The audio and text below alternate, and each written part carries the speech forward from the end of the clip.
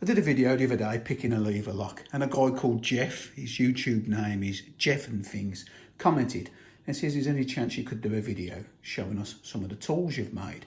So I've got some out and I'm just going to go through some tools, mainly lever lock tools, what I've made. And then after I've got a little video and I've picked, I've probably picked about 70 or 80 different Mortice locks, but I've cropped it down and I've put a little video together of me picking 50. And all it is it's just clips at the final moment when that bolt pops. So there's a bit of music to it as well, which my daughter's boyfriend's done. So he's put the music together for me and I've put the video clip. So once I've showed you these tension tools that I've made, if you're happy enough to hang around, there's a little video I've put together for you of me picking the locks. So first of all, I'm going to go through the basics. Now, these are just little lever lock tension tools made out of bent nails with little uprights in. Dead simple to do. I've done videos showing you most of these tools I've made. This is one of the earlier ones I made. It's just a key filed down, and I've just used some nuts and bolts. That's pretty much the same again. What else have we got? This one over here, bit of a funny looking contraption, I know, but this has got a chub key cut down, and I use this one for picking open the chub cruisers. So these here are just little homemade 2-in-1s that I knocked up. I think this was the one where it was going to snap. I only used it once. I think I picked a Squire 440 with it. All these little ones here are all the ones I use for like cabinet locks and little locks. Again, it's all simple stuff. And obviously, most of the things I make, you can take the keys out and replace it with different keys. This was one of my favourites I made a while back, and it was just 2 keys. I just put the 1 key in there, cut a slot out. I've picked a lock with that. To be honest, I've used most of these tools to pick locks, and in the video I'm going to put on after, you'll see most of these tools being used. What else have we got? That was another one of my favourites. That was 2 ERA keys and a Euro cylinder core, and then another key in the middle of it. This was another one made out of Euro cylinders.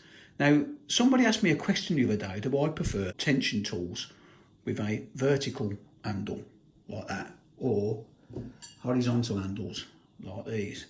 And my answer to his question was, I prefer tension tools like that, where I can hold it like that. That's just my preference. I've picked locks using, this was one of the early ones I've made. I've picked locks using this type of tension tool, but my preference, in all honesty, is using something like that. And in fact, my favourite tension tool of all is this one. And the handle's a little bit short, but I've got an extension if I can find it. Oh, here it is. Yeah, I use this extension. If I want to pick something where I want to get some real grip, I just put that extension on it. And again, that gives me really good control. So that's my favourite. What else? I've got loads here, so I don't know what to show you really. That's another one made out of a Euro cylinder core with a couple of nuts and bolts in the end. Oh, that was the one I made out of a fireplace companion set. I've done videos of me making most of these, so if you've not seen them, if you want to just go through my videos, I have got a playlist of all the tools I've made. What else have we got? Another one of my favourites, dead basic. That was a tent peg, just bent over at 90, folded down. Another bent nail. That one I drilled down the centre of it so I can pick padlocks with posts on. That was one I made, and I had to get round it was an old lock, and I had to get round the warding. So I just put a little nick on there. That was one I made out of a ball valve. Found a ball valve, and I took the connection off and just stuck a key in the end. I've picked a lock with that. It's another one I made a while back. Again, I've drilled down the centre of that. What else have we got? Oh, picks. Now, these are all the picks I've made in the past, just out of piano wire. But recently I've started making these out of washers, just washers with screws in. and these work fine. I actually quite like these now. You'll notice most of the locks I've been picking recently, I've been using them. What else have we got? Disc detainers.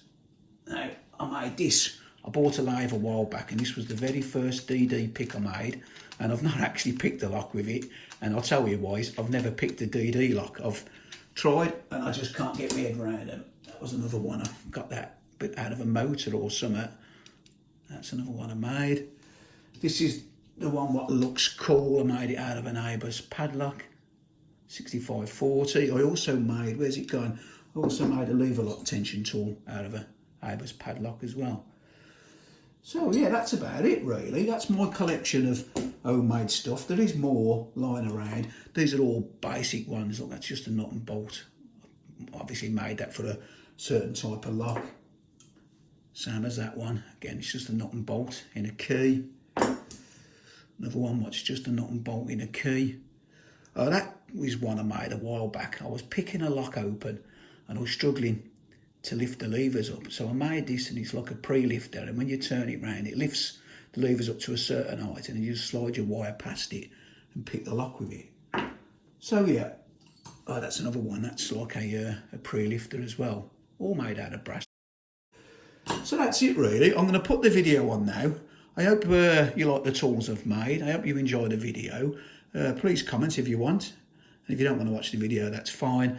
And that's it for now. As always, thanks for watching, and I'll see you again next time. Try a bit.